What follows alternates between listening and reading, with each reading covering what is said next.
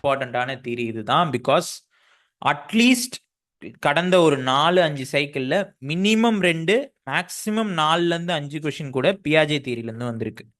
So பியாஜே theory ரொம்ப ரொம்ப இம்பார்ட்டண்ட்டான தியரி. நீங்கள் எந்த தியரி படிக்கிறீங்களோ இல்லையோ, எக்ஸாமுக்கு போகிறதுக்கு முன்னாடி இந்த தியரியில் 100% எல்லா கான்செப்டையும் ரிவைஸ் பண்ணிட்டு போங்க. கண்டிப்பாக ஷுவர் ஷார்ட்டாக 2-5 கொஷினாவது வரும், கண்டிப்பாக வரும். அண்ட் ரொம்ப ஈஸி, எந்த வகையிலுமே ட்விஸ்ட் பண்ணவே முடியாது. எந்த வகையிலுமே ட்விஸ்ட் பண்ணியோ ரொம்ப கான்செப்ட் நீங்கள் ஞாபகம் வச்சுக்கணுமே இல்லை, ஸ்டோரி மாதிரி சூப்பராக ஞாபகம் வச்சுக்கலாம். ஃபர்ஸ்ட் இது தெரிஞ்சுக்கணும் முன்னாடி சிம்பிளான கான்செப்ட் என்னென்ன தெரிஞ்சுக்கணும் அப்படின்னா, ஸ்கீமானா என்ன. ஸோ இதுக்கு முன்னாடி அந்த தியரி பற்றி ஒரு ஓவர்வியூ கொடுக்கணும்னா, காக்னேட்டிவ் டெவலப்மெண்ட். நம்ம ஹியூமன் பீயிங்ஸ் எல்லாருக்குமே காக்னிஷன் ஒன்று இருக்குது. Like thinking, reasoning and other cognition, நிறைய நம்ம காக்னேட்டிவ் ஆக்டிவிட்டிஸ் பண்ணுறோம். இது எப்படி ஒரு சைல்டுக்கு டெவலப் ஆகுது, எந்தெந்த பீரியடில் எந்தெந்த இதெல்லாம் டெவலப் ஆகுது அப்படின்னு பியாஜே எக்ஸ்பிரிமெண்ட் பண்ணி கண்டுபிடிச்சிருப்பாரு. யார் மேலே எக்ஸ்பிரிமெண்ட் பண்ணியிருப்பாரு அப்படின்னா, அவரோட குழந்தைங்க மேலேயே. சின்ன சின்ன எக்ஸ்பிரிமெண்ட்ஸ் தான். அவருக்கு ஒரு 4-5, I'm not sure exactly, 4-5 girl child's இருப்பாங்க. அந்த கேர்ள் சில்ட்ரன் மேலே அவர் எக்ஸ்பிரிமெண்ட் பண்ணி, என்னென்ன எக்ஸ்பிரிமெண்ட்ன்றது நான் ஒரு இதுலேயும் சொல்கிறேன். அந்த எக்ஸ்பிரிமெண்ட் பண்ணி தான் ஒரு தேரியும் இந்த தேரி ஃபுல்லாகவே டெவலப் பண்ணியிருப்பார். இதை தேரிக்கு அவுட்லைன் என்ன அப்படின்னா, ஸ்கீமா அப்படின்னு ஒன்று பார்த்தோம் நம்ம. ஸ்கீமானா என்னது? சோஷியல் சைக்காலஜிலையும் 6th யூனிட்லையும் ரெண்டுத்துலையுமே பார்த்தோம்னு நினைக்கிறேன். Schema and heuristics. Mental representation. Yes, mental representation. Mental ரெப்ரசன்டேஷனா ஃப்ரேம்வொர்க். ஃப்ரேம்வொர்க்கா? மென்டல் ரெப்ரசன்டேஷன்னா ஸ்கீமானா மென்டல் ஃப்ரேம்வொர்க், மென்டல் ரெப்ரசன்டேஷன்னா அப்போ என்னது?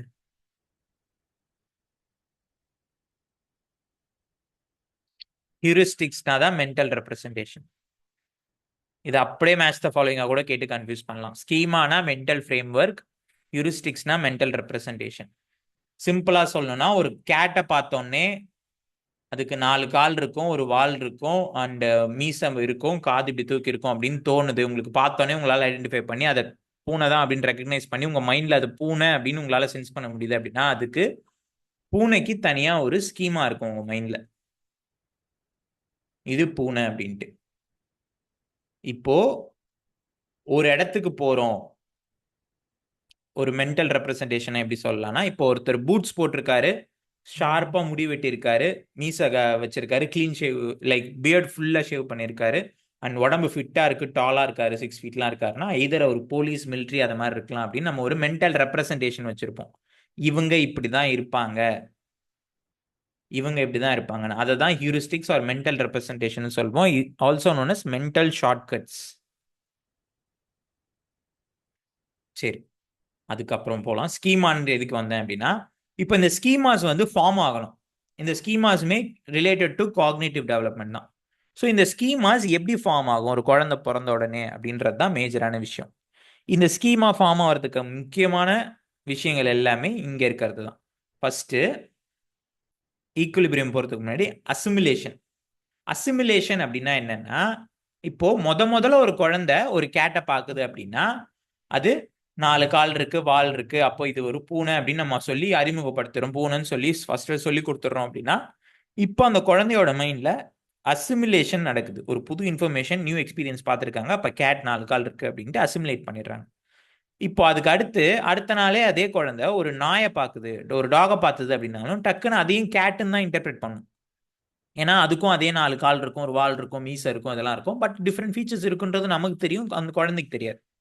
தென் போக போக போக போக நிறைய நாய்களை பார்க்க இதுவும் வேற வேற ஸ்கீமா ஒன்று ஏற்கனவே கிரியேட் ஆயிருக்கும் டாகுக்குன்ட்டு, கேட்டுக்குன்ட்டு. அந்த கேட்டோட ஸ்கீமாக்குள்ளேயே இந்த டாகும் விழுந்துட்டு இருக்கும் இத்தனை நாள். பார்க்க என்ன ஆகும்னா, இந்த ஸ்கீமா மாடிஃபை ஆகும். கீவேர்டே இங்கே மாடிஃபை தான். மாடிஃபை ஆகிற அந்த ப்ராசஸ்க்கு பேர் தான் அக்கோமடேஷன். ஐ திங்க் December 2023ல ட்விஸ்ட், ஒரே ஒரு ட்விஸ்ட் வச்சு கேட்டாங்க. Modification of a schema, modification of a existing schema or modification of a new ஸ்கீமான்னு கேட்டு வச்சாங்கன்னு நினைக்கிறேன். மாடிஃபிகேஷன் கேட்டதுனால அது அக்கமடேஷன் தான். நிறைய பேர் அசிமுலேஷன் டிக் பண்ணாங்க, நிறைய பேர் அசிமுலேஷன் தான் சூஸ் பண்ணிட்டு வந்தாங்க. But actual answer is accommodation. ஏற்கனவே எக்ஸிஸ்டிங் ஸ்கீமா கற்றுக்கிட்ட ஒரு புது ஸ்கீமா மறுபடியும் கிடைக்கிற எக்ஸ்பீரியன்ஸ் மூலியமா மாடிஃபை ஆகுது அப்படின்னா அது அக்கமடேஷன். சரி, இந்த மாடிஃபை ஆன ஸ்கீமா லைக் புதுசாக நிறைய ஸ்கீமாஸ் கற்றுக்குறாங்க, போக போக அந்த ஸ்கீமா மாடிஃபை ஆகுது. இதுக்கு அப்புறமா இந்த குழந்தை என்ன பண்ணும்னா நாய், பூனை, எலி இது எல்லாமே சேர்த்து அனிமல்ஸ் அப்படின்னு ஒரு பெரிய ஸ்கீமால ஆர்கனைஸ் பண்ணி வச்சிரும். இப்போ ரீஅரேஞ்ச் பண்ணது இல்லையா இந்த ஆர்கனைசேஷன்ல, டாகுக்கு தனி ஸ்கீமா, கேட்டுக்கு தனி ஸ்கீமா, ராட்டுக்கு தனி ஸ்கீமா, ராபிட்க்கு தனி ஸ்கீமான்னு இத்தனை ஸ்கீமா வச்சிருந்த குழந்தை இது எல்லாத்தையும் ஆர்கனைஸ் பண்ணி அனிமல்ஸ் அப்படின்ற ஒரு ஸ்கீமாக்குள்ள கொண்டு வந்துடும். இது ஆர்கனைசேஷன். இந்த ப்ராசஸ் எல்லாம் எதனால நடக்குது, வை இட் ஹேப்பன்ஸ் அப்படின்னா டு மெயின்டைன் ஈக்குலிபிரியம். ஈக்குலிபிரியம்ன்றது எதனால அப்படின்னா, இப்போ ஒரு கேட்டை பார்க்கும்போது எனக்கு கேட்டுன்ற ஸ்கீமா தான் தோணணும், டாகை பார்க்கும்போது டாக்ன்ற ஸ்கீமா தான் தோணணும். கேட்டை பார்க்கும்போது டாக்ன்ற ஸ்கீமா தோணுச்சு அப்படின்னா அப்போ இது கேட் இல்லையே அப்படின்ற ஒரு டிஸ்ஈக்குலிபிரியம் உருவாகும். கேட் இப்படி இருக்கக்கூடாது, கேட்டோட ஃபீச்சர்ஸ் இது கிடையாது அப்படின்னு ஒரு டிஸ்ஈக்குலிபிரியம் உருவாகும். அண்ட் அதே மாதிரி நான் அனிமலாக ஏதாவது ஒன்று பார்க்குது, ஒரு பேர்டை பார்க்குறாங்க ஒரு குழந்தை அப்படின்னா இது அனிமல் இல்லையே அப்படின்ற ஒரு டிஸ்ஈக்குலிபிரியம் உண்டாகும். இது எல்லாத்தையும் மெயின்டைன் பண்ணி ஈக்குலிபிரியம் கொண்டு வரணும்.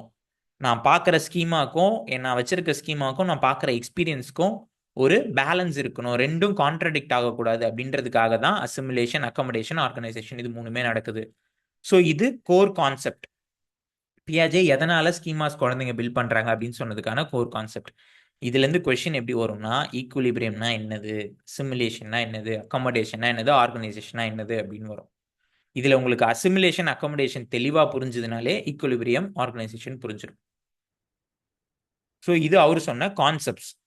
இப்போ தியரிக்குள்ள போனோம் அப்படின்னா 4 ஸ்டேஜ் தான் சொல்லியிருப்பாரு. அந்த 4 ஸ்டேஜோட இயர்ஸுமே ரொம்ப ரொம்ப முக்கியம். இந்த இயர்ஸும் அடிக்கடி கேட்டிருக்காங்க. Sensory motor, pre operational, concrete and formal operational. இதுல ஏஜ் ரொம்ப மாறவே மாறாது, எல்லா புக்லையும் இதே தான் கொடுத்துருக்காங்க. 0 to 2, 2 to 6, 7 to 12, 12+ இயர்ஸ். இந்த 7 to 12, 12+ வேணா மேபி சம்டைம்ஸ் 7 to 11, 11+ அப்படின்னு வரதுக்கு சான்சஸ் இருக்கு. 0 to 2, 2 to 6 மாறவே மாறாது.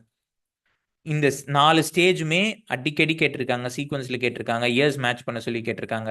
நான் சொன்ன மாதிரி லாஸ்ட் 4 சைக்கிள்ஸ்லேயே நிறைய வாட்டி கேட்டதுனால அதுலேயே ஒரு 2 வாட்டி இந்த சீக்வன்ஸ் கேட்டிருக்காங்க ஈஸியாக கேட்கும்போது. ஸோ இப்போ ஒரு ஸ்டேஜில் என்ன நடக்கும் அப்படின்னு பார்க்கலாம். இப்போ ஒரு குழந்தை பிறந்துருது, பிறந்த உடனே அந்த குழந்தை இருக்கக்கூடிய ஸ்டேஜ் தான் sensory motor stage, still 2 years வரைக்கும். இங்க சென்சரி மோட்டார் அந்த பேர்லயே என்ன இருக்குன்னா, இந்த குழந்தை காக்னிட்டிவ் டெவலப்மெண்ட் எது மூலியமா கத்துக்கும் அப்படின்னா full and full through his sense organs and motor activities, which means அந்த குழந்தை சென்ஸ் பண்றது மூலியமாவும் அதோட கை கால் மோட்டார் ஆக்டிவிட்டீஸ் மூலியமா தான் கத்துக்கும். இதுல சப்ஸ்டேஜஸ் நிறைய இருக்கு. இந்த சப்ஸ்டேஜஸ் வச்சும் கொஸ்டின்ஸ் வந்திருக்கு. என்னென்ன சப்ஸ்டேஜஸ் அப்படின்னா, ஃபர்ஸ்ட் வந்து சிம்பிள் ரிஃப்ளெக்ஸஸ். சிம்பிள் ரிஃப்ளெக்ஸஸ் அப்படின்னா என்ன அப்படின்னா, நம்ம 2 ரிஃப்ளெக்ஸ் பார்த்தோம், routings like routing reflex, sucking reflex and grasping reflex. அப்படின்னா இந்த ரிஃப்ளெக்ஸ் ஆக்டிவிட்டீஸ் மூலியமா இந்த வேர்ல்டை எக்ஸ்ப்ளோர் பண்ண ஸ்டார்ட் பண்ணும் அந்த குழந்தை கையில நீங்க எதை கொடுத்தாலும் அந்த குழந்தை கிராஸ் பண்ணி வச்சுக்கும், அந்த குழந்தை கைக்கு எது மாட்டினாலும் அதை கிராஸ் பண்ணி வச்சுக்கும். ஸோ சிம்பிள் ரிஃப்ளெக்ஸஸ் மூலியமா இந்த குழந்தை இந்த உலகத்தை எக்ஸ்பீரியன்ஸ் பண்ணி பார்க்குது. நெக்ஸ்ட் வரக்கூடிய எல்லாமே வந்து ரியாக்ஷன்ஸ். இப்போ இது வந்து எக்ஸ்பீரியன்ஸ்னா, இந்த ரிஃப்ளெக்ஸ் வந்து டு எக்ஸ்பீரியன்ஸ் த வேர்ல்ட். இதுக்கு அடுத்து அந்த எக்ஸ்பீரியன்ஸ் பண்றதுனால வரக்கூடிய ரியாக்ஷன்ஸ் எல்லாமே ஒன்னொன்னா சொல்லுவாங்க. ஃபர்ஸ்ட் வந்து பிரைமரி சர்க்குலர் ரியாக்ஷன்ஸ், எல்லாமே சர்க்குலர் ரியாக்ஷன்ஸ் அப்படின்னு தான் வரும். பிரைமரி சர்க்குலர் ரியாக்ஷன்ஸ் இது என்னது அப்படின்னா, குழந்தை வந்து ஃபர்ஸ்ட் சக்கிங் ரிஃப்ளெக்ஸ் எது கொடுக்கும் அப்படின்னா, அவங்களுக்கு ஃபீட் பண்ணும்போது, ஃபீடிங் பாட்டில் வைக்கும்போது தான் கொடுக்கும். சப்போஸ் இந்த ரிஃப்ளெக்ஸ் மூலயமா ஆக்சிடென்டலா குழந்தையோட தம்பு எடுத்துட்டு போய் அந்த குழந்தை தன்னோட வாயிலே வச்சுக்குதுன்னு வச்சுப்போம், என்ன பண்ண ஆரம்பிக்கும் அப்படின்னா, அந்த குழந்தை தம் சக் பண்ண ஆரம்பிச்சிடும். ஸோ இந்த சென்சரி மோட்டார் ஸ்டேஜில் குழந்தை என்ன லேர்ன் பண்ணிக்குது அப்படின்னா, என்னால் பசிக்கிறப்போ எனக்கு ஃபீடிங் பாட்டில் தரல, இல்லை பிரெஸ்ட் ஃபீட் பண்ணல அப்படின்னா I can suck my thumb as well, எனக்கு அப்போ ஓரல் சாட்டிஸ்ஃபேக்ஷன் கிடைச்சிரும் அப்படின்னு தம் சக் பண்ண ஸ்டார்ட் பண்ணிடும். இது ஒரு பிரைமரி சர்க்குலர் ரியாக்ஷன். டக்குன்னு அந்த ரிஃப்ளெக்ஸ் மூலியமா மட்டுமே கத்துக்கிட்ட ஒரு சர்க்குலர் ரியாக்ஷன். கத்துக்கிட்டேன்னு கூட சொல்ல முடியாது, ஒரு ரியாக்ஷன் தான். நெக்ஸ்ட் தேர்ட் சப்ஸ்டேஜ் வந்து செகண்டரி சர்க்குலர் ரியாக்ஷன். அதே தான் செகண்டரி சர்க்குலர் ரியாக்ஷன் அப்படின்னு வரும். இந்த செகண்டரி சர்க்குலர் ரியாக்ஷன் வந்து ஏதாவது ஒரு ஆக்ஷனை திருப்பி திருப்பி பண்ணுவாங்க to bring any pleasurable results. Like baby வந்து ஃபஸ்ட்டு பேச ஆரம்பிக்கும் போது ஒரு மாதிரி வேன் கத்துறது இல்லை கூ பண்ணுறது இதெல்லாம் பண்ணுவாங்க இல்லையா? இது எதனால் பண்ணுறாங்க அப்படின்னா to bring any pleasurable results. இப்போ நான் கத்துனா எனக்கு வந்து ஃபீடிங் பண்ணுவாங்க, இப்போ நான் கத்துனா எனக்கு ஏதாவது கொடுத்துருவாங்க, இப்போ நான் கத்துனா எனக்கு ஏதாவது கிடைச்சிரும் அப்படின்றதுக்காகவே, அழுதா எனக்கு ஏதாவது கிடைக்கும் அப்படின்ட்டு டு இது எல்லாமே எக்ஸ்பீரியன்சிங் த வேர்ல்ட். ஸோ இது செகண்டரி சர்க்குலர் ரியாக்ஷன். இந்த செகண்டரி சர்க்குலர் ரியாக்ஷனுக்கு அப்புறமா coordination of secondary circular reaction அப்படின்னு ஒன்று வரும். Coordination of secondary circular reaction. இங்க அவங்களோட எல்லா சென்ஸ் ஆர்கன்ஸையும் like vision, touch, hand eye coordination இது எல்லாத்தையும் யூஸ் பண்ணி they will start manipulating objects. manipulating in the sense, இப்போ ஒரு குழந்தைக்கு கிரிப்ல போட்டிருக்கீங்கன்னு வச்சுப்போம். அந்த கிரிப்ல வந்து ஏதாவது ஒரு பொம்மை இருக்கு. அந்த பொம்மையை தூக்கி கீழே போட்டா ஒரு சவுண்டு வருது. அந்த பொம்மையை தூக்கி கீழே போட்டா ஒரு சவுண்டு வருது.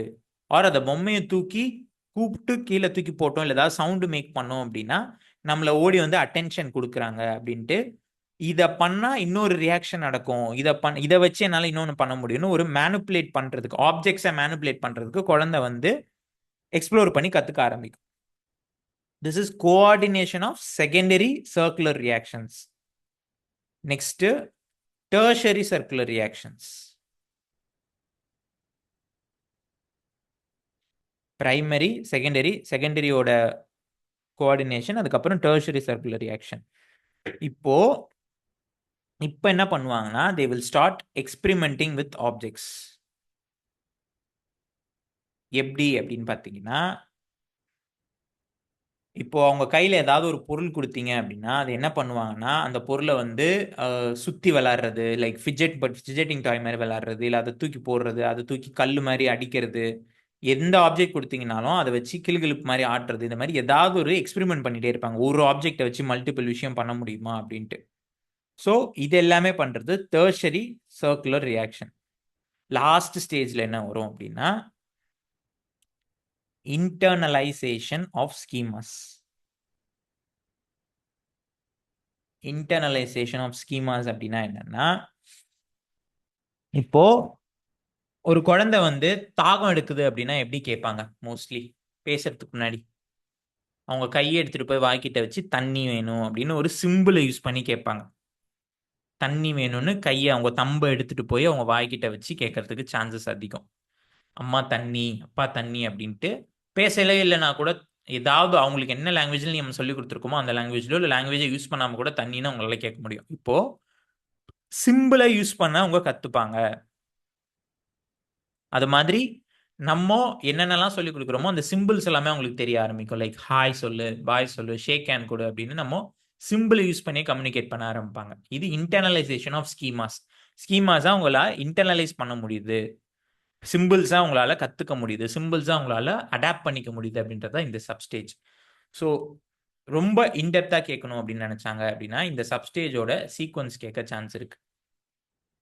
இந்த சப்ஸ்டேஜோட சீக்வன்ஸ் வந்து மேஜராக கஷ்டமாக கேட்கணும்னு நினச்சாங்க அப்படின்னா கேட்கறதுக்கு நிறைய சான்சஸ் இருக்கு. இது எல்லாமே சென்சரி மோட்டார் ஸ்டேஜில் நடக்கக்கூடிய ஒரு விஷயம். சென்சரி மோட்டார் அப்படின்னு சொல்றதுக்கு காரணமே இதுதான். அவங்க த்ரூ அவங்க sense organs and motor activity மூலியமா வரக்கூடிய cognitive development.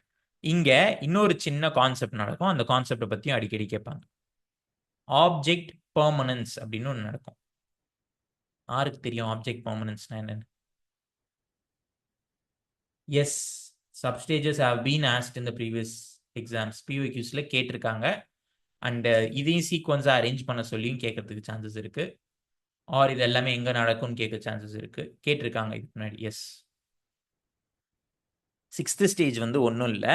Infants will develop the ability to use symbols. சிம்பிள்ஸை யூஸ் பண்ண அவங்களுக்கு தெரிஞ்சிடும். லைக் அவங்களுக்கு வந்து தண்ணி வேணும் அப்படின்னா சிம்பிள் யூஸ் பண்ணி கையில வந்து அவங்க வாயை திறந்து தண்ணி வேணும் அப்படின்னு கேட்க வேணாம், தண்ணின்னு கூட கேட்க வேணாம். இப்போ சாப்பிட்டுட்டு இருக்கீங்க, வாயில ஏதாவது ஃபுல்லா இருக்கு அப்படின்னா தண்ணி எப்படி நம்மலாம் கேட்போம்? பக்கத்துல இருக்கவங்க யாராவது கூப்பிட்டு தண்ணின்னு ஏதாவது ஒரு சிம்பிள் காமிச்சு வாய்க்கிட்ட வந்து தம்பை இப்படி வச்சு சிம்பிள் காமிச்சு காமிப்போம், கேட்போம். அதே மாதிரி குழந்தையும் கேட்க ஆரம்பிக்கும். They will understand the concept of symbols. இது வந்து ஒரு காக்னிட்டிவ் டெவலப்மெண்ட், அப்படி காக்னிட்டிவ் டெவலப்மெண்ட் தான் இல்லையா? அதை வந்து இந்த ஸ்டேஜ்ல தான் நடக்கும் அப்படின்னு சொல்றாரு அவர். குழந்தை இது வரைக்கும் வந்து எக்ஸ்பிரிமெண்ட் பண்ணி ட்ரையல் அண்ட் எரர் பண்ணி sense organs and motor activities மூலியமா கத்துக்கிட்டு இருந்த ஒரு விஷயத்த இப்போ இன்டர்னலைஸ் பண்ணிட்டாங்க. அவங்க ஆக்சுவலா அந்த விஷயத்த வந்து எதையும் அவங்க மோட்டார் ஆக்டிவிட்டியும் சென்சர் ஆர்கனும் மேனிப்புலேட் பண்ணாம இல்லை எதுவும் பண்ணாம இன்டர்னலைஸ் பண்ணிக்கிட்டாங்கன்னா, இப்படி கேட்டா எனக்கு தண்ணி கிடைக்கும் அப்படின்றத அவங்க இன்டர்னலைஸ் பண்ணி கத்துக்கிட்டாங்க அப்படின்னு சொல்றது தான் இன்டர்னலைசேஷன் ஆஃப் ஸ்கீமாஸ். புரிஞ்சுதுங்களா இப்போ? Yes, sir. ஓகே. அதே மாதிரி இந்த ஸ்டேஜ்ல தான் ஆப்ஜெக்ட் பெர்மனன்ஸ் அப்படின்னு ஒன்று நடக்கும். ஆப்ஜெக்ட் பெர்மனன்ஸ்னா என்ன, யாருக்கு தெரியும்? சிம்பிளா ஒன் வேர்ட்ல சொல்லணும்னா என்ன சொல்லலாம் object பெர்மனன்ஸ்னா?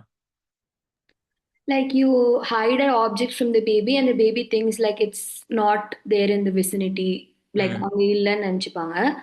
And over a period of time in the growth, they will start searching for the object. But initially அங்க இல்ல, like அங்க வந்து ஆப்ஜெக்ட் இருக்கும், நம்ம அதுல இருந்து எடுத்துட்டோம் அப்படின்னா அவங்க இல்லைன்னு நினைப்பாங்க.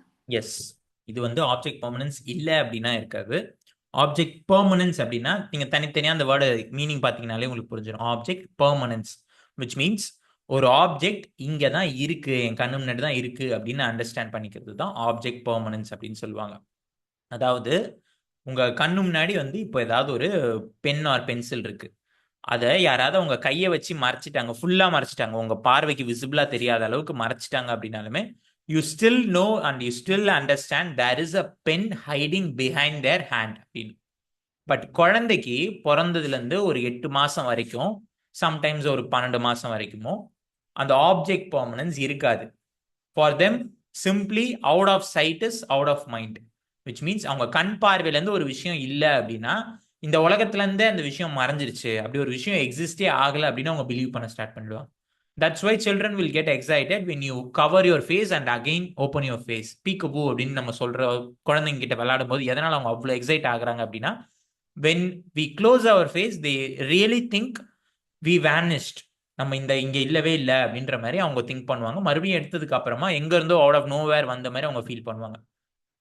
இந்த கான்செப்டுக்கு பேர் தான் ஆப்ஜெக்ட் பெர்மனன்ஸ். குழந்தைங்களுக்கு அந்த ஆப்ஜெக்ட் பெர்மனன்ஸ் பிறந்த உடனே இருக்காது, டெவலப் ஆயிருக்காது. போக போக தான் லைக் 8 to 12 monthஸ்க்கு அப்புறமா தான் டெவலப் ஆக ஆரம்பிக்கும். ஸோ சென்சரி மோட்டார் ஸ்டேஜில் வரக்கூடிய ஒரு கான்செப்ட் இல்லை டெவலப் ஆகக்கூடிய ஒரு விஷயம் அப்படின்னு கேட்டாங்க அப்படின்னா அது object permanence. Next pre operational stage. இந்த ஆப்ஜெக்ட் பெர்மனன்ஸ் டெவலப் ஆகி முடிச்சதுக்கு அப்புறமா ப்ரீ ஆப்ரேஷனல் ஸ்டேஜில் முக்கியமான 2 விஷயம் நடக்கும். ஒன்று அனிமிசம் அப்படின்னு சொல்லுவாங்க.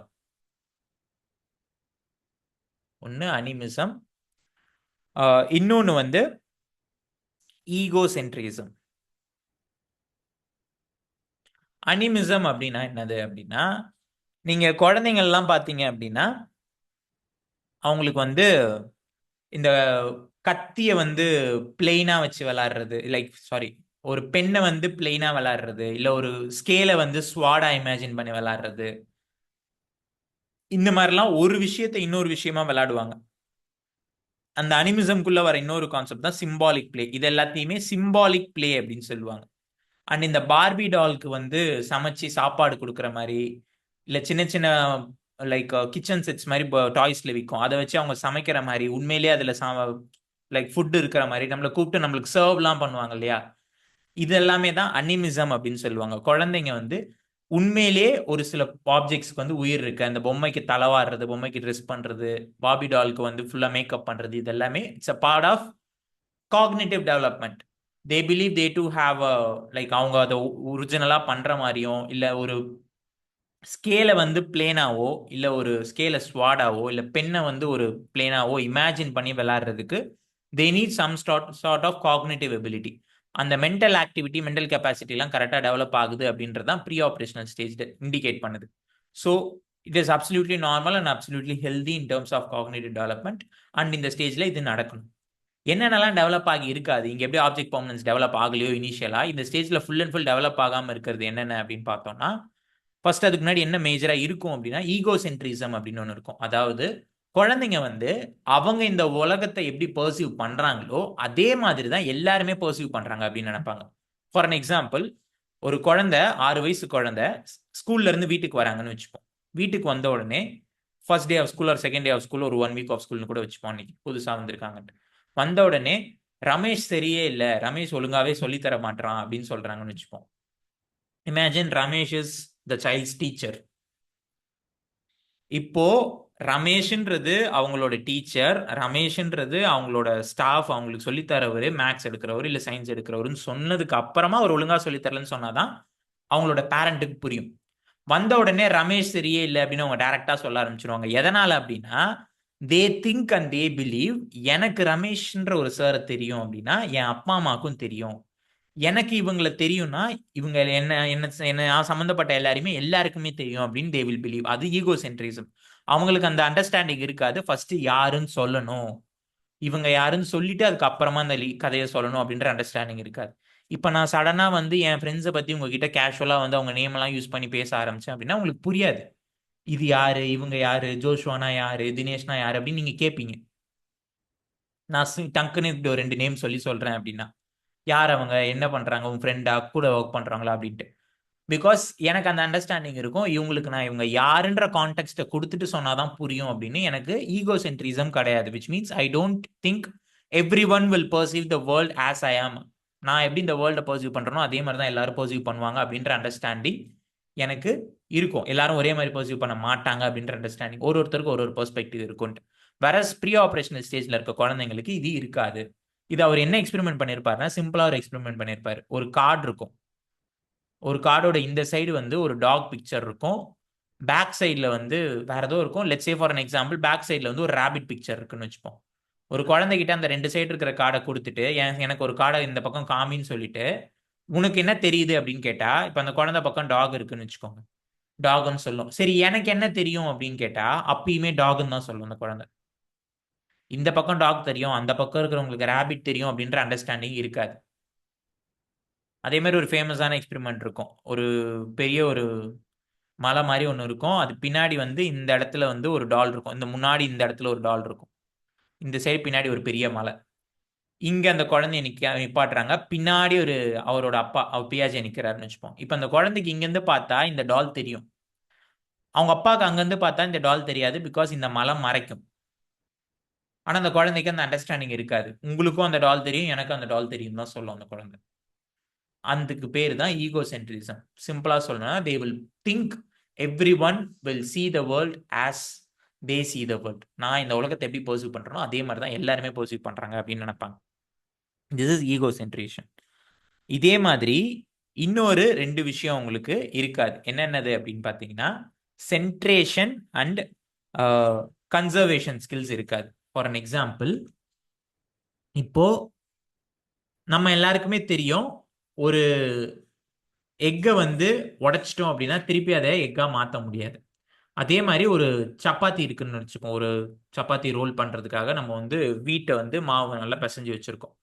அந்த பிசைஞ்சு வச்ச மாவை வந்து நல்லா சப்பாத்தி மாதிரி ரோல் அவுட் பண்ணிட்டோம் அப்படின்னா திருப்பி அதை வந்து என்னால் சப்பாத்தி ரோல் மாதிரியே மறுபடியும் மாற்ற முடியும். திருப்பி என்னை ஃபுல்லாக அந்த வந்து பால் ஷேப்புக்கு என்னால் மாற்ற முடியும் அப்படின்னு எனக்கு தெரியும். இது ரிவர்சபிலிட்டி.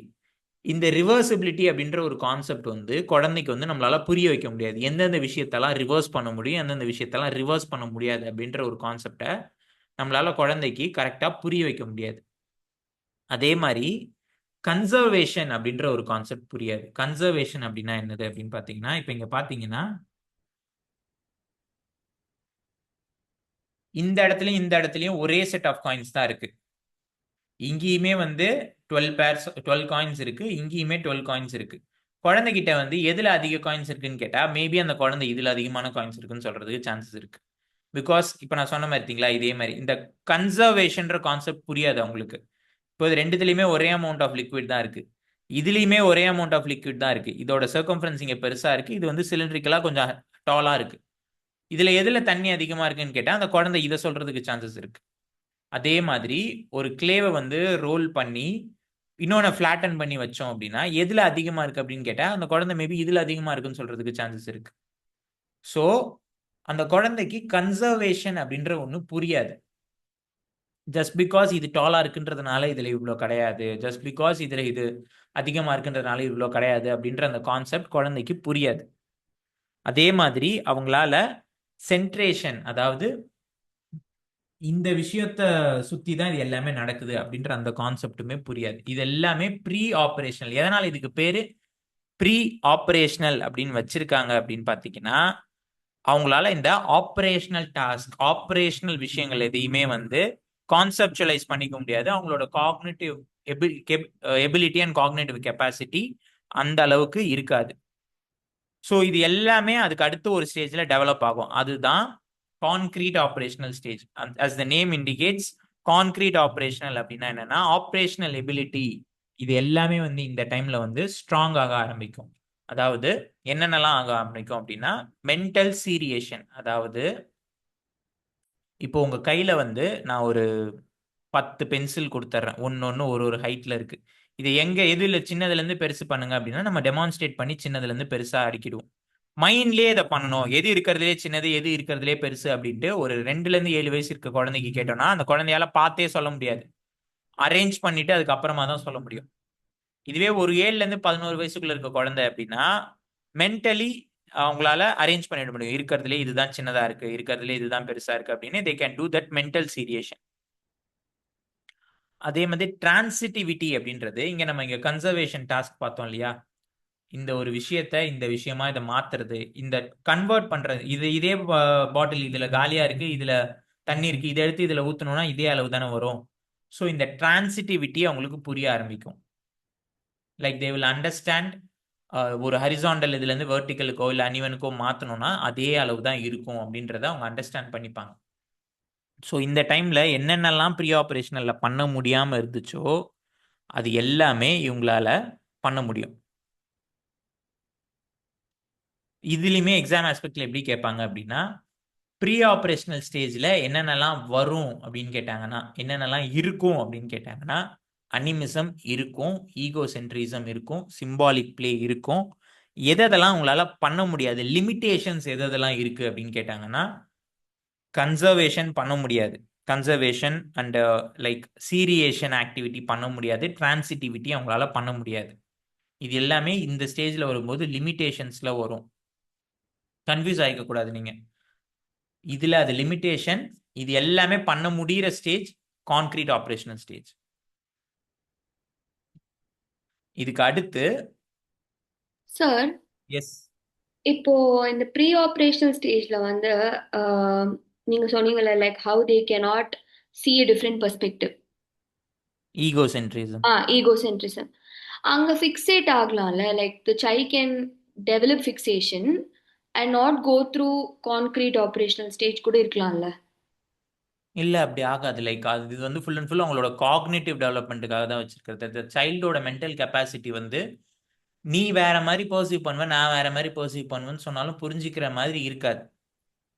அதனால இது காக்னிட்டிவ் டெவலப்மெண்ட் இது எல்லாத்துக்குமே வந்து அவர் பண்ணும்போது என்னதான் எவிடன்ஸ் இல்லைனாலும் லேட்டர் ஆன் இப்போ வரைக்குமே அவர் பண்ண எவிடன்ஸ் வச்சு பார்க்கும்போது it's true. Most of his research is true. Maybe இந்த ஏஜ் வந்து எல்லாருக்கும் ஒரு ஒருத்தருக்கு டிஃபர் ஆகலாம். சம்டைம்ஸ் 7 வயசு இருக்கிற ஒரு குழந்தைக்கோ இல்லை 6 வயசு இருக்கிற குழந்தைக்கோ இப்பயே கான்கிரீட் ஆப்ரேஷன்ல இருக்கக்கூடிய எல்லா விஷயமும் வரலாம். அது மாதிரி 8 வயசான குழந்தைக்கு இன்னும் ப்ரீ ஆப்ரேஷன் ஸ்டேஜ்லயுமே இருக்கலாம்.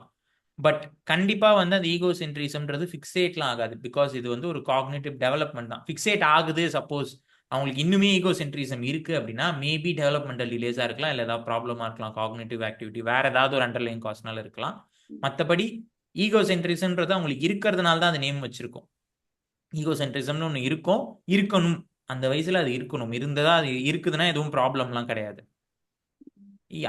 இப்போ எப்படி அனிமிசம் அண்ட் சிம்பாலிக் பிளேலாம் இருக்கோ அது மாதிரி இதுவுமே இருக்கலாம், இருக்கிறதுனால எந்த ப்ராப்ளமும் கிடையாது.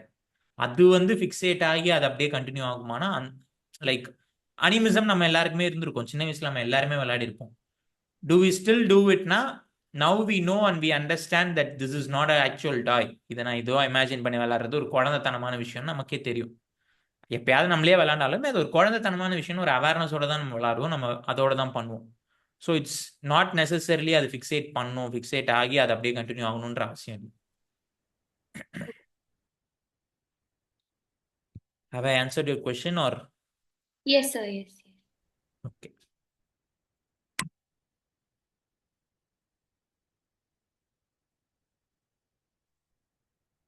Okay, next formal operation. இங்க என்ன நடக்கும் அப்படின்னா, இப்பதான் வந்து இப்போ நம்ம அடல்ட்டா இருக்கும்போது என்னென்னலாம் பண்றோமோ அது எல்லாமே இந்த இடத்துல இருந்து தான் ஸ்டார்ட் ஆக ஆரம்பிக்கும். விச் இஸ், இப்போ நம்ம கிட்ட வந்து இங்கிருந்து நீங்க வந்து நெட் எக்ஸாம் கிளியர் பண்ணணும்னா என்ன பண்ணணும் அப்படின்னு கேட்டா, இதுக்கு முன்னாடி நீங்க கிளியரே பண்ணலனாலும் கிளியர் பண்றதுக்கு என்னென்னலாம் பண்ணணும் அப்படின்னு உட்காந்து நீங்களா ஹைப்போதெட்டிக்கலா யோசிச்சு ஒரு ரீசனிங் கொண்டு வர முடியும். நீங்களா ஹைப்போதெட்டிக்கலா யோசிச்சு ஒரு ரீசனிங் கொண்டு வர முடியும். இது வரைக்கும் பார்த்த எல்லா ஸ்டேஜ்லயுமே அவங்க மோஸ்ட்லி ட்ரையல் அண்ட் எரர் மூலியமா தான் கத்துட்டு இருப்பாங்க. ட்ரையல் அண்ட் எரர் மூலியமா தான் எல்லா விஷயத்தையும் ட்ரை பண்ணி பார்ப்பாங்க. இந்த சென்ட்ரேஷன் அண்ட் டிரான்சிட்டிவிட்டி, மென்டல் சீரியேஷன், இது எல்லாமே அவங்க ட்ரை பண்ணி ஃபிகர் அவுட் பண்ணதுக்கு அப்புறமா தான் தே வில் நோ. வேரஸ் இந்த ஸ்டேஜுக்கு வந்ததுக்கு அப்புறமா அவங்களால ஒரு விஷயத்த ட்ரை பண்ணிட்டு ஆர் ட்ரையல் பண்ணதுக்கு அப்புறமா தான் அவங்களால கண்டுபிடிக்க முடியும், ட்ரையல் பண்ணதுக்கு அப்புறமா தான் அவங்களுக்கு என்ன நடக்கும் அப்படின்னு யோசிக்க முடியும்னு கிடையாது. They will start thinking hypothetically. Hypothetico deductive reasoning அப்படின்னா என்னன்னா, ஒரு விஷயத்தை நீங்க செஞ்சு பார்த்து ட்ரையல் பண்ணிட்டு தான் பண்ணணும்னு அவசியம் இல்லை. மைண்ட்லேயே இதை பண்ணா என்ன நடக்கும், இதை பண்ண என்னென்ன கான்சிக்வன்சஸ் வரும், என்னென்ன சாக்ரிஃபைசஸ் பண்ணணும், என்னென்னலாம் பண்ணணும் அப்படின்றத மைண்ட்லேயே திங்க் பண்ண ஆரம்பிப்போம். And abstract reasoning.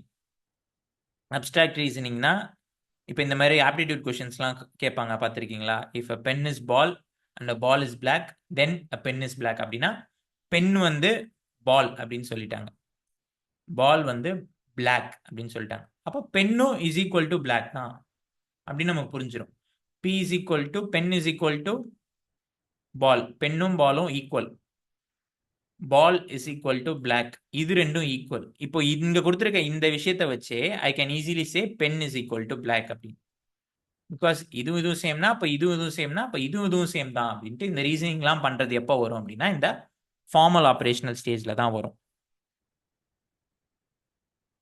Clear? So பியாஜே ஸ்டேஜ்லேருந்து இப்போ எக்ஸாம் ஆஸ்பெக்ட்லேருந்து கேட்கறது என்னென்னா, அந்த sequence sensory motor, pre operational, concrete operational, formal operational, அதோட ஏஜ், எது எதில் என்னென்ன வரும், எதில் லிமிட்டேஷன் வரும். அண்ட் மேஜராக அந்த சென்சரி மோட்டாரில் ஆப்ஜெக்ட் பெர்மனன்ஸ் வச்சு கேட்கலாம். அண்ட் அதில் இருக்கக்கூடிய சப்ஸ்டேஜஸ் வச்சு கேட்கலாம் கஷ்டமாக கேட்கணும்னு நினச்சாங்கன்னா. அண்ட் எந்த ஸ்டேஜில் அந்த சீரியேஷன் அண்ட் டிரான்சிட்டிவிட்டி எந்த ஸ்டேஜில் வரும், எந்த ஸ்டேஜில் லிமிட்டேஷனாக இருக்கும் அப்படின்ற இந்த விஷயத்தை எல்லாத்தையுமே கேட்கலாம். அண்ட் ரீசெண்டாக கஷ்டமாக கேட்கணும்னு நினச்சா என்னன்னு சொல்லி கேட்பாங்க அப்படின்னா, நம்ம இங்கே இந்த கன்சர்வேஷன் டாஸ்க் பார்த்தோம் இல்லையா? கன்சர்வேஷன் ஒரு விஷயத்தை இன்னொரு விஷயமா மாற்றுறது, டிரான்சிட்டிவிட்டினாலும் கன்சர்வேஷன் அப்படின்னாலும் ஒன்று தான். ஒரு விஷயம் இன்னொரு விஷயமா கன்சர்வ் ஆகுது ஆர் டிரான்சிட்டிவிட்டி ஆகுது. சேம் நம்பர் ஆஃப் காயின்ஸ் வந்து ஸ்ப்ரெட் அவுட் ஆனாலும் இல்லை ஒன்றா சேர்த்து வச்சாலும் அது சேம் நம்பர் தான். ஒரே பாட்டிலில் இருக்க தண்ணியை 1 லிட்டர் பாட்டில் டாலாக இருந்தாலும் இல்லை அது ஒரு பவுல் மாதிரி இருந்தாலும் அதில் ஸ்டில் இருக்க போகிறது 1 லிட்டர் தான் அப்படின்னு. இந்த கன்சர்வேஷன் புரியுது இல்லையா? இதுக்கு பேர் என்ன சொல்லுவாங்க, இதுக்கு என்ன டேர்ம் அப்படின்னா ஹரிசான்டல் டெக்லேஜ் அப்படின்னு சொல்லுவாங்க. ரொம்ப கஷ்டமா கேட்கணும், குழப்புற மாதிரி கேட்கணும்னு நினைச்சாங்கன்னா இந்த வேர்டை தூக்கிட்டு ஆப்ஷன்ல வச்சிருவாங்க. பியாஜேவோட தியரியில என்ன வரும் அப்படின்னு, ஹரிசான்டல் டெக்லேஜ் அப்படின்றது ஒரு வாட்டி மேட்ச் த ஃபாலோயிங்ல கேட்டாங்க. ஒண்ணுமே கொடுக்காம இந்த சைடு பியாஜே அப்படின்னு கொடுத்துட்டு இந்த சைடு ஒரு ஆப்ஷன்ல ஹரிசான்டல் டெக்லேஜ் அப்படின்னு கேட்டாங்க. இது பியாஜே டேர்ம் பண்ணது தான்.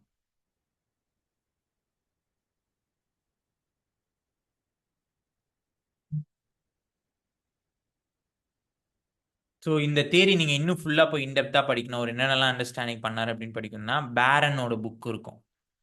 ஜென்ரல் சைக்காலஜி படிக்கிறதுக்காக ஒரு புக் வச்சுருப்பீங்கல்ல, பேரன் புக், இன்ட்ரோடக்ஷன் டு சைக்காலஜி, வெறும் சைக்காலஜினே போட்டு இருக்கும் பேரன் புக், ஒரு ரெட் கலர் புக் இருக்கும். அந்த புக்கில் டெவலப்மெண்டல் சைக்காலஜி புக்கை விட அந்த புக்கில் இன்னும் சூப்பராக க்ளீனாக போட்டிருப்பாங்க. டெவலப்மெண்டல் சைக்காலஜி புக்கில் இதை படிக்கிறத விட பேரன் புக்கில் இது ஒரே ஒரு 4 பேஜஸ் தான் இருக்கும்.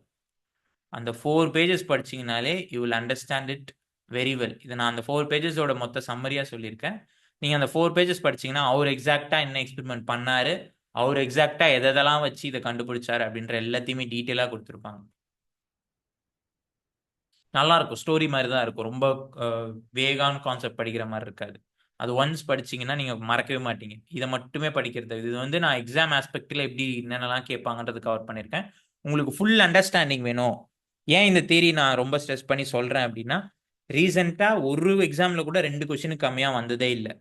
எவ்வளோ ஈஸியா கேட்டாலும் சரி, எவ்வளோ கஷ்டமா கேட்டாலும் சரி, பியாஜே தியரில இருந்து ஷுவர் ஷாட்டா ஒரு கொஸ்டின் வந்துடும் இந்த யூனிட்ல இருந்து. ஸோ நீங்க இந்த யூனிட்ல நல்லா படிக்கணும்னா எடுத்த உடனே நீங்க தரோவா படிச்சு வச்சிருக்கணும்னா இந்த தியரியை தரோவா படிச்சு வச்சுக்கணும்.